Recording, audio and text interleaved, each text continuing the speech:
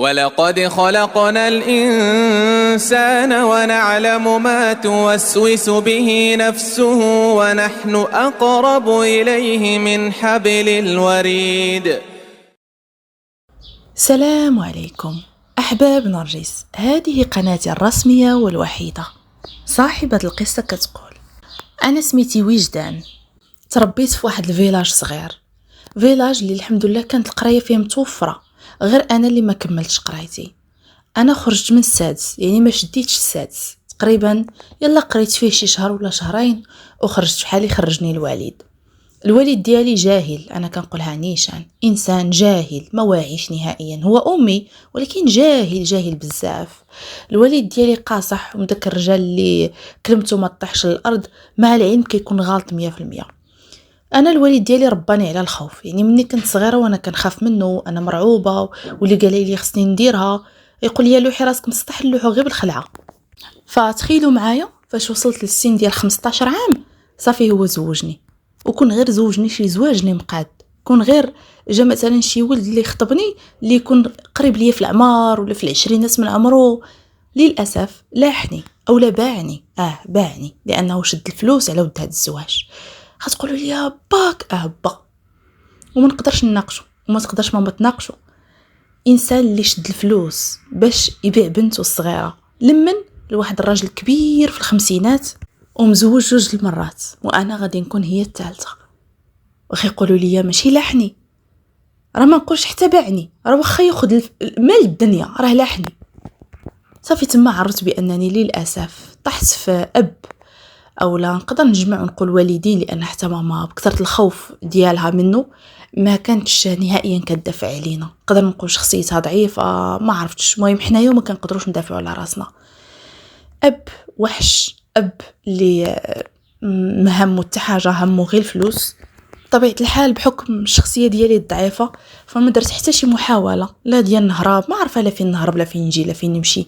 هو الوالد ديالي كان خدام على هادشي من شحال هادي، يعني ما كانش كيخلينا نعتمدوا على راسنا ولا نمشيو نخرجوا ولا باش ما تلقيش فين تمشي، تبقاي ديما معتمده عليه.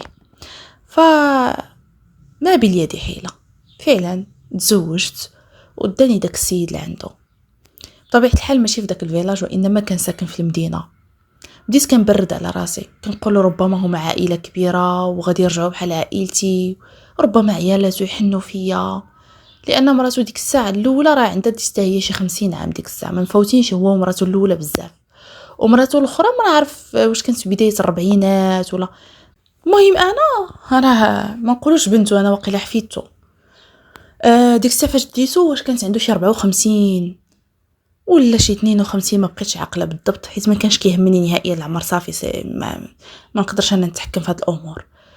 ايوا فاش مشيت لعندهم بطبيعه الحال زعما راه داروا لي العرس، واحد العرس ملاوط، قادي حاجه ماشي شي حاجه اللي زوينه، اصلا ما فرحاناش فيه. فاش مشيت داني باش شفت الدار اللي غادي نسكن فيها، كانت هي بارتما في واحد العماره، بارتما اللي صغيره ومطوره، المهم صغيره وزوينه صراحه. انا مولفاش نسكن في دوك الديور بحال هكاك، عجباتني مفينيه ونقيقيه كان شاريها. اكتشفت بان السيد راه ميسور الحال، على الله شحال عطى لبا باش باعني. السيد ميسور الحال وعنده فليسات، يعني داير بالدار، الفراش زوين، كان كيكسيني في الاول.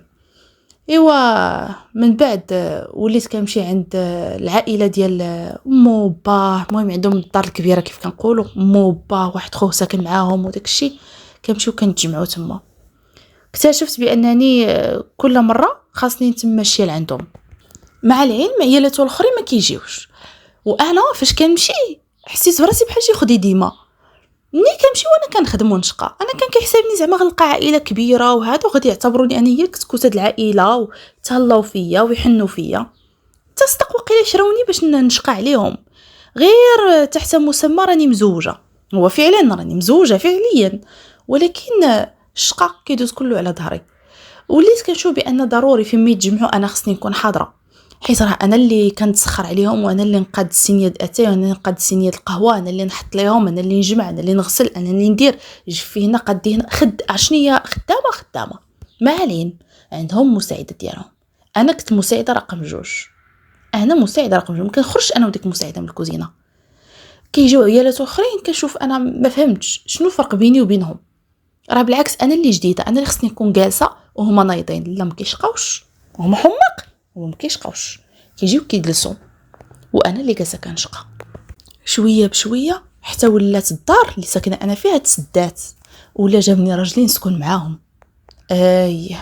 واخا هضرت معاه قلت له هذا، قال لي لا من الاحسن انت حامله، كنت ديك الساعه حامله تقابلك الوالده وهادي وما كنتش قادره انني نرد على راسي. المهم دابا تعرفوا شنو وقع من بعد. هاد القصه ديالي انا بغيتها تكون عبره، وتعرفوا نيت كيفاش كيجي التحول، وتعرفوا نيت الانسان اللي كيهضر على حقه كيفاش كيقدر انه يزيد القدام. المهم جلست كيف قلت لكم، وليت جالسه معاهم. ما عتقونيش انا حامله بحال ما حاملاش، مازال كنشقى نفس الشقه، على اساس زعما المراه حامله خصها تتحرك.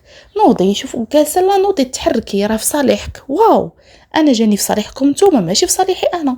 ومهبطه راسي وكندمر. فعلا زدت عندي بنتي الاولى، وللاسف عاوتاني كنحمل المره الثانيه. ما نقولش للاسف، هذا قدر الله. حملت المره الثانيه ولاو عندي جوج بنيتات. المهم تما بحال كبرت انا شويه وعيت شويه، وليت كندير الاحتياط ديالي، وليت في الاول ما كنتش كنعرف. راه قلت لكم 15 عام راه صغيره. انا حملت كانت عندي 16، ولدت بنتي عفوا ولدت بنتي راه تقريبا يلا بنتي دارت شي اشهر انا وليت 17. زدت الاخرى عاوتاني.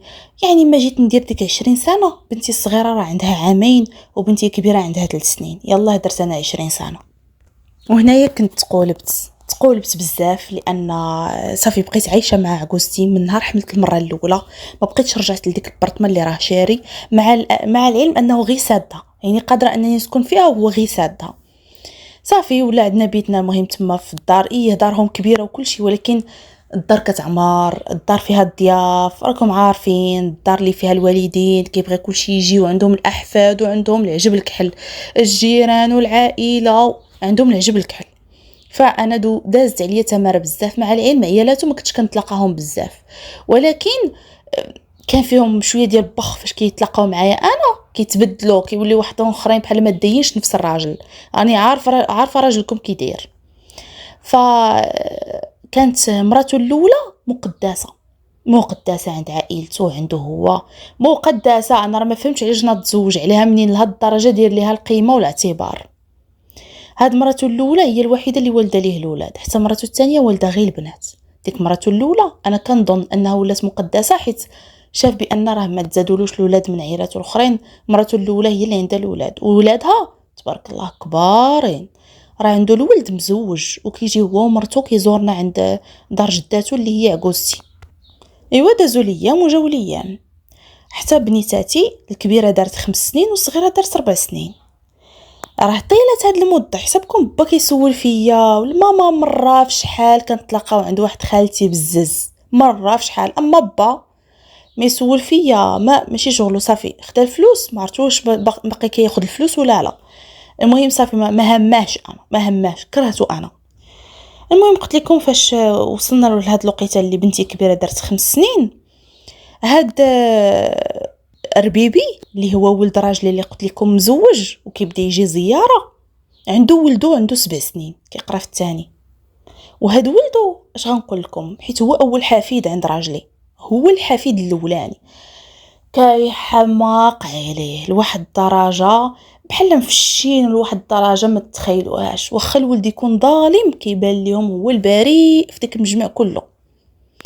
فكنا مجموعين، كانوا ديك الساعه غيجيو عندنا، جاو عندنا هاد ولد راجلي وجاب معاه هاد مرتو اللي كتحسب فراسها قداش ما نعرف شكون هي، وجابوا هاد ولدهم. وكانوا العائله غادي يجيو غادي نتجمعوا كاملين زعما في الدار عندنا عند عجوزتي، وعاد غنمشيو لواحد العرس، غنمشيو يعني ديك مناسبه. فكنا غادي نمشيو شويه بكري باش يلاه نوصلوا عند الناس، يلاه نجلسوا معاهم شويه، يلاه نبدلوا حويجاتنا.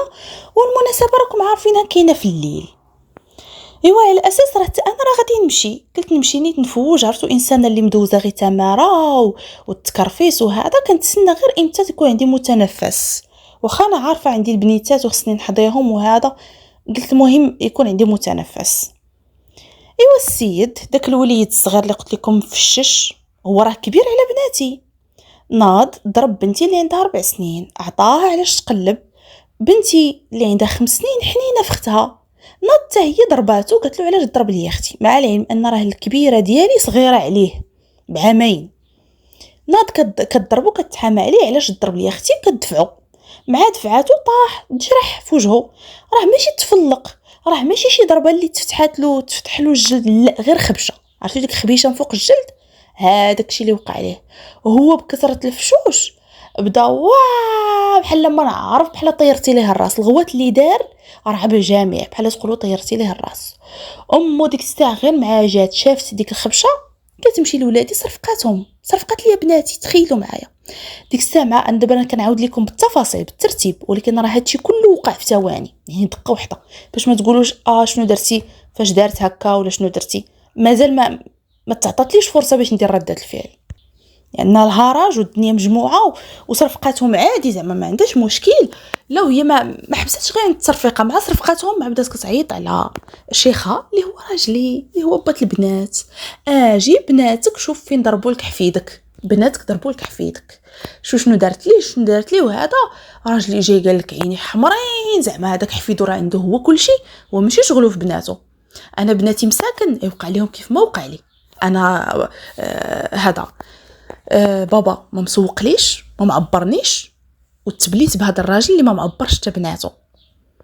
ايوا كيجي لعندهم شنو كيدير لهم، شد لهم يديهم باش زعما ما يدافعوش على راسهم، وكيجي كيقول للولد زيد ضربها، زيد حتى زاد. تخيلوا معايا الدري كيجبد التصرفيقه البنتي وهي ما قدرش مسكينه تدافع على راسها، وكتخبي وجهها غير بين كتافها، وكتبكي واحد البكيه. انا ديك الساعه راه ما حسيتش براسي، هادشي كله كيف كنقول لكم وقع في ثواني، ما حسيتش براسي.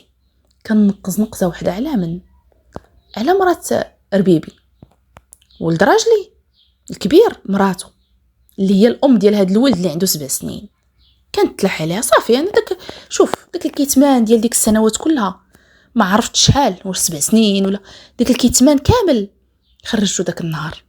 ما رضيتش علاش تقيسي بناتي ومن الفوق تعيطي على باهم باش ياخذ لك حقهم عاوتاني، ويجي ولدك عاوتاني يضربو.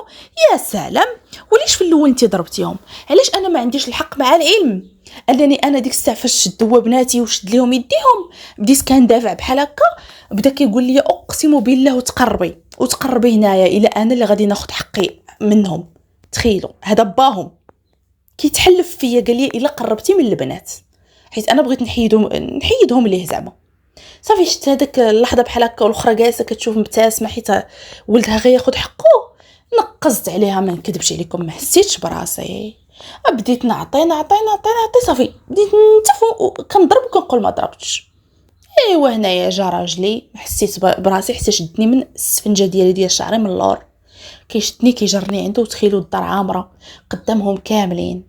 هلك نعسه. قولوا لي واش كاين شي دل اكثر من هذا؟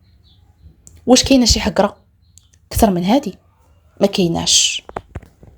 تهلكت، مرت في صحتي لدرجه ما بقيتش حاسه براسي، حتى لقيت راسي في بيتي مجبده، داني نعاس. تخيلوا بداك البكاء وداك الجهد اللي جاني، وهذا داني نعاس بحال تقول 11 دقائق واش غيبت فيها ولا داني نعاس، وما عرفتش شنو داكشي وقع.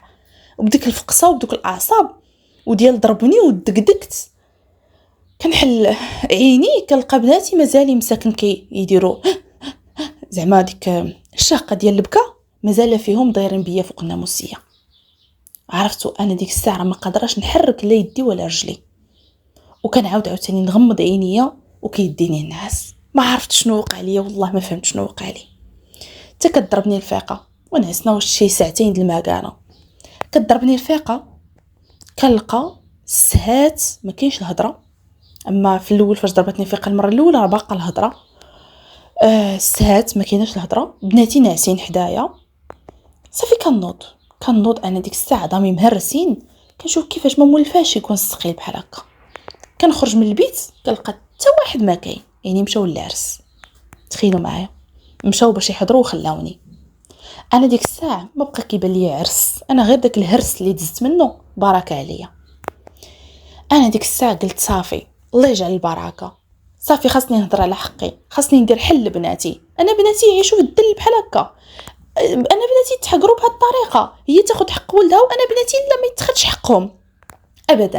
انا الا بقيت ساكته راه غنمشي على الخطه ديال الوالده ديالي اللي ما كتدفع عليا، ما مسوقه لي، ما انا اللي خصني نفيق. انا الله يجعل البركه، انا دابا في العشرينات، عندي ديك الساعه 22 سنه ولا باقا صغيره، قادره ناخذ حقي. شنبقى انا ندير هنايا؟ مع العلم نقول لكم واحد الحاجه واخا غتصدمكم، انا راه تعرضت للعنف من راجلي، ماشي مره ماشي جوج، راه ماشي اول مره يضربني. وكون قلت لكم باش كيضربني راه غتصدموا. كان عنده تيو كيضرب به بناته، فاش كيديروا شي حاجه كيدخل بيت الناس كيضرب به بناته، واش كنبغي ندافع عليهم كيبدا يضربني به. ما نساهاش ليه هادشي. راه كنقول لكم بناتي باقيين صغارات، راه قبل ما ندير هاد 22 سنه انا حاقده عليه واحد الحقد راه ما تخيلوهش. انا صافي طلع لي هادشي في راسي. عرفتوا ديك الانسان اللي ضعيفه الشخصيه وجا الوقت باش تنفجر، راه هي انا، لانني سنين وانا صابره. ربما قلت الحيله، ربما الشخصيه اللي ما عنديش وكنت باقا صغيره، يعني عندي بزاف ديال العوامل اللي خلوني نتعطل باش نفيق. فانا ديك الساعه نط، حيت راه كنت شويه وليت فايقه، كنعرف شنو خصو يدار شنو ما خصوش يدار. كنهز بنيتاتي كنفيقهم كنلبس ليهم كنخرج. صافي عرفتهم ما كاين حتى واحد. كنخرج كنمشي نيشان لواحد السبيطار، كنمشي ندير شواهد طبيه، درتهم على راسي، درت على بنيتاتي، عاودت لهم كلشي شنو واقع وشنو واقع. مهم قديت دوك الشواهد، قديت الامور ديالي، كنرجع لسميتو للدار. فاش رجعت ديك الساعه للدار نعست باش نعس بناتي. انا عارفه راسي شنو باغا ندير، انا غادي نقول لكم شنو بغيت ندير. كنرجع صافي بقيت ديك العشيه عشيتهم، نعسنا. في الصباح فقت انا والبنيتات ديالي، جالسه كنفطر فيهم، هو الباب كيتحل، السيد عاد جا وهما واقيلا بقاو، حيت كنت سمعتهم كيقولوا راه غادي يبقاو تما يباتوا، زعما يبقاو واحد النهار اخر زايد، حيت العائله ديالهم. هو خلاص جا دوز الحفله الليله كلها، حيت بقاو سهرانين حتى الصباح، عاد تم جاي. ها هو جا حل الباب، ما هضر معايا ما تكلم، مشى نيشان لبيت النعاس وتلاح ينعس حيت ما ناعش. انا صافي قلت صافي جا الوقت. فطرت بنيتاتي، تاكدت بانهم صافي شبعوا ما بقات خاصهم حتى شي حاجه، نوضتهم لبستهم السبرديلات، لبستهم صافي موجده مقاده واحد السويق دايره فيه التبديلات وداك التخربيق كامل، غير احتياط. انا ما عندي ما ندير بوشروات، انا ما عندي لاش نتقل بوشروات على زين الشرابط اللي كنلبس، لا انا لا بناتي. المهم ديك الساعه وجدتهم خليتهم حدا الباب. شنو درت؟ كنمشي كنجبد الساروت ديال بيت النعاس ديالي، حيت كان عندي الساروت ولكن محطوط في الماريو. انا راجلي الصقع ولا ما عرف كنبغي نعايرو، لان انسان ما يستاهلش نقول عليه راجلي. الساروت كنحطوه في الماريو وهو كيموت بالنعاس، هو من داك النوع اللي الا نعس صعيب يفيق. فزيد داك الساروت ركبته في الباب ديال بيت النعاس، ماشي من داخل من برا. كنمشي كنمد يدي تحت الناموسيه فين حط التيو، كنجبد داك التيو، ما نكذبش عليكم كنبدا نصوت فيه هو ناعس. هو راه ما عرف باش تبلى. عطيته الصوته الاولى، عطيته الصوت غوت، هو راه غوت، راه بحال شي واحد كان في وسط الحلمه وما عرف شنو وقع ليه وسط الحلمه. وانا عرفتو الجنون اللي فيه، وكنتفكر الضرب اللي ضربني قدامهم وبرد غديد مرات ولدو، وانا كنزيد نصوت فيه هو ينقز. عرفتو ما عارف باش تبلع، كيقول هادي مالا تصدم فيا. اصلا ما عمرو تخيلني انني انا نقدر نضربه، عمرو غيتخيلني انسانه ضعيفه الشخصيه، محقوره، ما كتعرف دير حتى شي حاجه، زعما من ناحيه انها تدافع على راسها ما قادراش، وهادي ختصوتني انا راه بحال تصدم.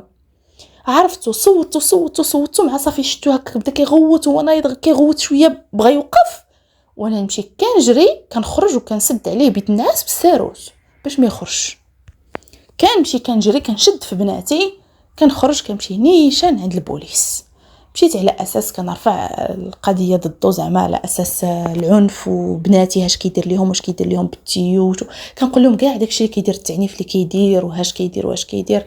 دفعت الشواهد لا بناتي ولا ديالي انا، تصاور مرفقين مع التصاور، كلشي دفعته للبوليس. واحد شويه عيطوا ليه بطبيعه الحال، عيطوا ليه استدعوه. هو راه تصدم كيفاش هذه مني خرجات، كيقول هذه امتى ولات قويه باش تولي تضربني وتعيط ليا للبوليس؟ اش عرفها في البوليس؟ هو راه انا متاكده بانه كيقول بحالاش عرفت اصلا الكوميساريه فين جات، لان ما توقعهاش مني نهائيا. فاش دخل عرفتو جاعر مصدوم، بقى كيغوت عليا. دار فيه واحد البوليسي قال له جمع راسك، راك عارف راسك شنو داير ولا ما عارفش راسك؟ ومازال كتزيد تغوت، وهذا التهديد قدامنا حنا واقيلا غنشهدوا ضدك. وهذا بداو كيخلعوا فيه. ديك الساعه هو تكمش، بدا كيقول ليه البوليسي بان راه القضيه راه غتمشي لك بعيد، وبلا راه هادي وهادي، والله ما جمعتي راسك وهادي. ما عمرو وصل عند الكوميساريه ولا وصلوا شي حد حتى وصلته انا. بدا كيقولها ليهم، قال لهم انا راه ما عمري وصلت للبوليس وهذا، وهي وصلاتني لهنا. وقال له درتي علاش راه غتوصلك بطبيعه الحال. وقال له راه ما توصلش غير هنايا، القضيه راه غتمشي للنيابه العامه، والقضيه راه فيها الحبس. المهم بداو كبروا ليه نيت القضيه. ايوا هنايا هو بحال تزير صافي، حس براسو بانه راه تزير، القضيه راه حامضه. بدا كيطلبني قدامهم، كيطلب ويزاوق صافي وسمحي لي وها انت ما يكون غير خاطرك ورجعي لدارك وهادي وهادي وهادي. دار لعندي داك الشاف قال لي شنو بان لك، واش تنازلي لي ولا تكملي؟ راه الدوسي ديالك نقدروا نصيفطوه للمحكمه. قلت ليه ابدا، قلت له انا بغيتو يدخل الحبس، قلت له انا ما نسمحلوش، وحتى الا بغيت نسمح له عندي شروط. هو بدا كينقص، لا عافاك وما خصنا حبس وما خصنا هذا، واش انا ما كتشوفينيش وانا مريض وانا فيا سكر وانا فيا، انا بان لي انا اللي مريضه هاد الساعه، اللي منين عندك الجهد ديال التيو، عندك الجهد ديال الضرب، راك ما مريضش. انا وهادي قولي الشروط اللي بغيتي وهذا. هضر معايا البوليسي قال لي شنو الشروط ديالك؟ قلت له انا ديجا كنت ساكنه في واحد الدار فاش كانت يعني بنتي كنت مازال حامله بها، وقول بني ضحك عليا وداني هذا، يعني راه اصلا ما معيشنيش في بيت الزوجيه ديالي. قلت له انا بغيت هذيك الدار يكتبها ليا باش انا نكون مطمئنه على بنيتاتي، لانه في اي لحظه يقدروا يجريو عليا ويضربوني عاوتاني بنفس الطريقه. قلت له انا ما نقدرش نعيش مع عائلته، انا بغيت ديك الدار نعيش فيها ولكن يكتبها لي، ماشي غير نعيش فيها وصافي. انا هذا هو الشرط ديالي، بغى تبارك الله، ما بغاش انا راه بغيتو يدخل الحبس. بكل اختصار ما كنطولش الهضره. هو ديك الساعه غير مرعود قال لي لا شوفي الدار رجعك تعيشي منها وما كاينش اللي يخرجك منها. قلت له لا، انت ما تيقاش فيك، انت ضربتيني ودرتي لي وفعلتي لي، وبديت كنجبد كاع داكشي القديم شنو كان كيدير. قلت له ابدا واش نثيق فيك، انا ما عنديش الثقه دابا، هي غتكتبها يا الامور تمشي للمحكمه، انا ما عنديش الثقه فيك. بدا داك البوليسي كيخلعو، عارف بانه راه كبير عليا بزاف، اصلا دار فيا داك البوليسي قال لي مزوجه بك. قلت له راه با اللي زوجني به. بدا كيدور فيه، قال له انا غادي نوقف معاها، راه الا ما كتبتيهاش ليها الدوسي غيمشي للمحكمه وراه غادي تغرق، الا عندك الخير كتبها ليها، ياك بناتك هادو ماشي برانيين، ايوا كتب ليهم وهني راسك. ايوا بقى هو كيسخن وكيبرد، ما عارف كيفاش يدير، حيت اش نقول لكم راه واخا راجل داير فيها واخا زعما لاباس عليه وداك الشيء، راه ما عندوش مع البوليس محكمه، ما كيفهمش هاد الامور، زرق في هاد الشيء، غيتخرج العينين والذكاء الله يجيب. فاي القضيه راه غتمشي للمحكمه وغادي هذا، ولكن البوليس بحال قلتو كبروا ليه ديك المساله لدرجه بحال يقدر كاع يموت في الحبس. فهمتوني؟ عاونوني حيت عرفوا قيستي وعاودت لهم كلشي، قلت لهم بان با باعني، هما براسهم متازموا فاش سمعوا داك الشيء وعارفينه بانهم زوج جوج عيالات وهذا عنده الفلوس. قلت لهم راه عنده الفلوس وها شنو يعني عاونوني صراحه. ايوا السيد صافي تزير قال لي صافي انا قابله. قلت له راه ماشي غير قابله، نهار تكتبها لي هكا وراق وهذا. قال لي دابا هاد العشيه. قلت له يلا سير. فعلا المهم انا البوليس بقى عندي تواصل معاهم في التليفون، السيد كتب لي فعلا الدار تقريبا. ما رجعتش للدار نقول لكم رجعت لعندهم ولا لا مشيت لواحد لوطيل جلست فيه حتى وكان قدينا امورنا.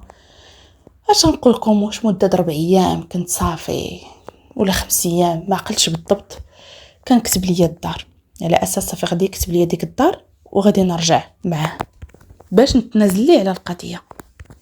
صافي فاش ضمنت بان داكشي تكتب وكنت كنعتمد على واحد البوليسي اسمه هو اللي كيقرا لي هاد الامور وكيشرح لي واش داكشي فعلا قانوني ولا لا، صافي ضمنت بان داكشي كاين.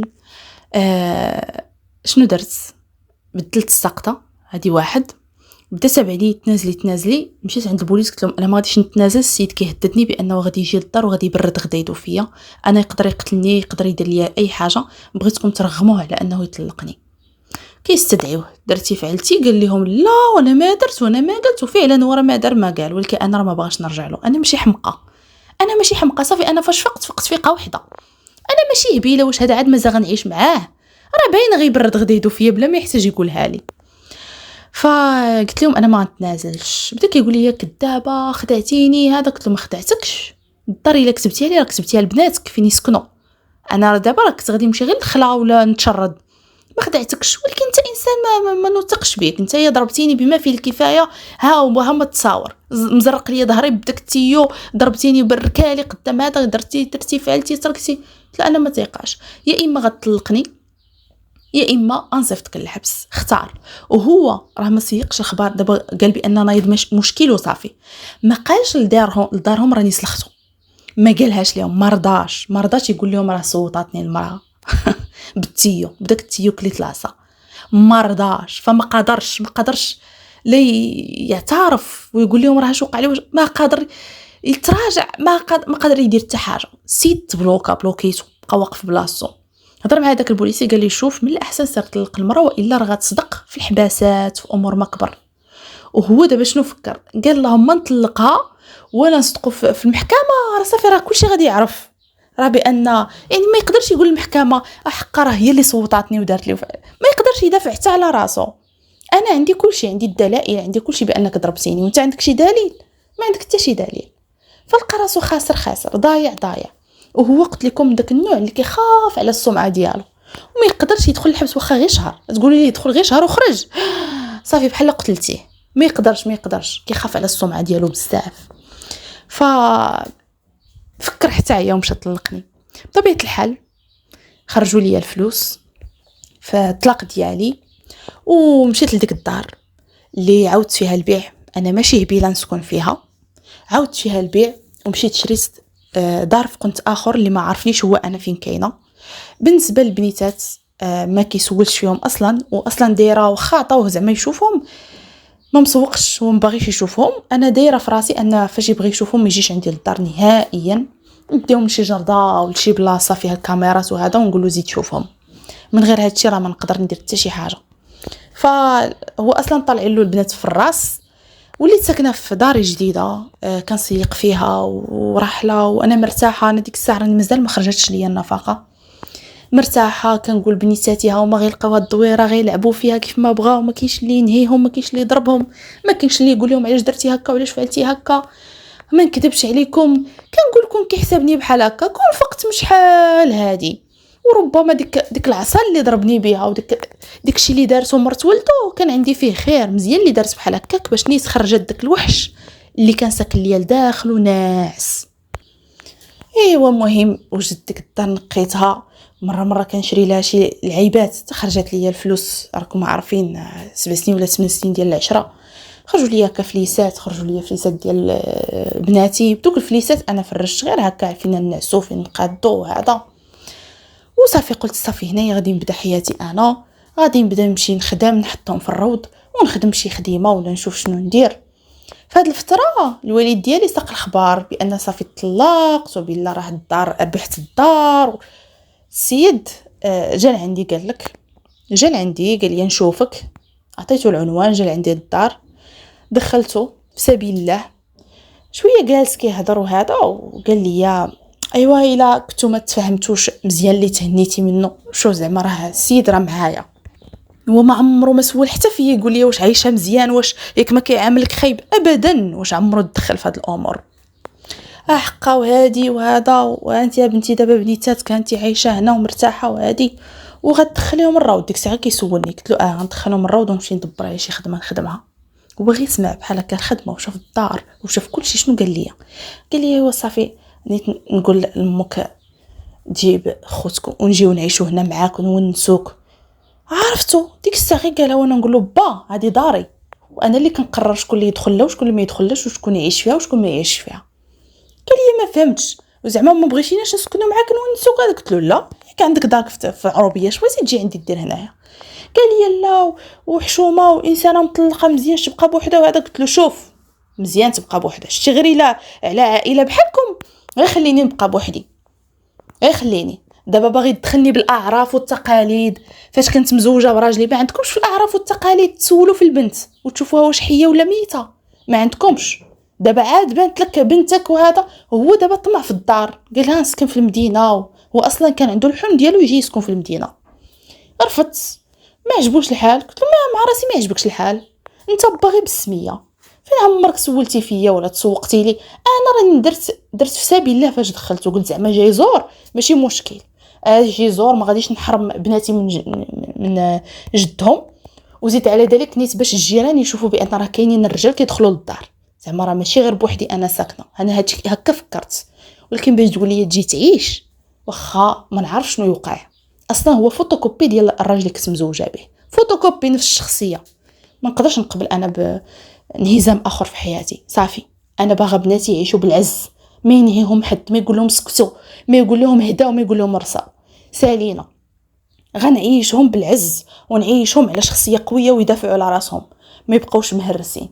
حيت فاش بغاو يبنيو شخصيتهم، نهار بنتي بغات تدافع على اختها هرسوها ليا، يعني هرسوا ليها شخصيتها، بغاوها تحقر، تبقاي ديما محقوره، ما تدافعيش. ولكن انا لا، انا تما زأرت بحال شي لابوءه. انا تما عرفت بان صافي جا الوقت باش انني ندير الدور ديالي كأم، ندافع على وليداتي، على بنيتاتي. ايوا صافي باب طبيعه الحال مشى في حاله، ما قدرش ما لقاش شي طريقه. بطبيعه الحال انا صافي مقتنعه، عارفه راسي شنو كندير. بنيتاتي فعلا دخلتهم يقراو، وانا عاوتاني راه ماشي غادي نقبل غير بخدمه. انا عارفه راسي بان فام الميناج راه خدمه شريفه، ولكن انا ما بقيتش قادره. عرفتوا ديك الانسانه اللي ضاقت قوه الشخصيه وما بقاش باغا ترجع للحقره، هي انا خدمت فام الميناج غير كبدايه باش كيبقى ليا الوقت. حيت مشيت كندير السادس حر، قريت السادس حر، ومن بعد قريت 4 ايام حر، ومن بعد قريت باك حر. انا ماشي حمقى باش نبقى ديما حياتي كامله فام الميناج، انا باغا نزيد القدام. والحمد لله بدلت الخدمه ديال فام الميناج، ومن موراها صافي فاش ديت الباك حر مشيت درت لافاك، قريت حتى شديت الاجازه ديالي، ومشيت عاوتاني خدمت في واحد الشركه. يعني ما خدمت الصراحه مع الدوله، ولكن كوميم دابا اللي شافني كيقول واش انت هي ديك فام دويناج اللي كانت. انا هي ديك فام دويناج عادي. شنو فيها انسان كيزيد درجه. وانا مفتخره براسي ومعتزه براسي. عرفتوا دابا كنتفكر داكشي كنقول ناري عباد الله، وناري الجهل اللي كنت فيه. وعرفت راه حياتي تبدلت راسا على عقب، التفكير ديالي تبدل حيت نضجت وعاشرت الناس اللي قاريين، وقريت ووعيت ونضجت صافي وليت واحده اخرى. بنيتاتي هما كيقراو كيلبسوا مزيان، انا خدامه عليهم، وليت انسانه موظفه خدامه في واحد الشركه. كتجي كتدي بنيتاتها يقراو في مدرسه خاصه، كتجيبهم فرشت فريش زوين، الدار تبارك الله كافياني، واخا صغيره كافياني، كنلبس بنيتاتي لبسات زوين. دابا كنتفكر داك الماضي ديالي كنقول ناري ماضي مرير، عشت العذاب. شو كيفاش تغيرت من انسانه بدويه ما عرفاش الحقوق ديالها والواجبات، ما عرفت حتى شي حاجه، ضعيفه الشخصيه، مجرتله، بنيتها مكرفسين الشيكوكه طالعه للسما، لواحد الانسانه اللي واعيه وعارفه الحقوق ديالها والواجبات وقوات شخصيتها، ودارت العز لبنيتاتها. الحمد لله. بعد المرات خصنا نغيروا من العقليه ديالنا باش نقدروا نزيدوا للقدام. راه بعد المرات فاش صافي ما كنقدروش نخاطروا ونعيشوا دور الشخصيه قويه، نخرجوا على راسنا. ولكن بطبيعه الحال الانسان اللي عارف شنو هي قوه الشخصيه راه هي تدافع على حقك فقط، ماشي هي ندير تحريميات ونتعدى على الناس وغنسمي راسي قويه الشخصيه. لا اختي، ديك الساعه تكوني مسميه همجيه، انسانه خبيثه، انسانه شريره، انسانه قبيحه، انسانه كتعنى بالقوه، وهذاك النوع كيموت بالضعف. ماشي هذا النوع اللي كنهضروا عليه، ماشي هذه هي الشخصيه قويه. الشخصيه قويه هي الا كنتي كتعيشي واحد الحقره، واحد النوع من الحقره، وفعلا انت مظلومه فعلا، ماشي كتلعبي دور الضحيه. حيت شحال من واحد راه غلط في راسو كيحسبوا راه مظلوم، كيكون هو اللي ظالم وراه عارف راسو واش كيدير، وكيبقى ينتحل داك الصفه ديال انا مظلوم وانا ضحيه. الا كنتي فعلا مظلومه وكنتي فعلا كتحسي بالحقره، كتلقاي حل راسك. الحل راه كنلقاوه، راه كاين، غير خصك تزعمي عليه. حيت بزاف اللي عارفين الحل شنو هو ما قادرينش يزعموا، كيخافوا فقط. فهذيك العزيمه وهذيك الاراده هذيك هي اللي خاصاكم. ولكن بطبيعه الحال تسخير من الله عز وجل، طلبي الله عز وجل. ما تعرفي كان عندك الخير في ديك قوه الشخصيه اللي راكي كتخممي فيها، راه ربي غيسر لك الامر. ما كانش عندك فيها خير، راه ربي ما غيسر لكش الامر. حيت شحال من وحده ولا شحال من واحد ما عندوش خير في انه يتخذ ديك الخطوه، حيت الا مشى تاخذها غادي يطغى، ما غيبقاش في حدود المعقول. ما عرفتش واش غادي تفهموني ولا لا، ولكن الحمد لله انا عطيتكم امل بان راه الانسان كيكون في حال وكيرجع في حال اخرى تماما. دابا اللي شافني ما يقولش عشت هاد المعاناه وتزوجت على 15 عام ودرت وفعلت وتركت. وكانت هذه هي قصتي، نتمنى تكونوا استفدتوا من العبره اللي فيها. هذه القصه ليست مغربيه. نخليكم على خير.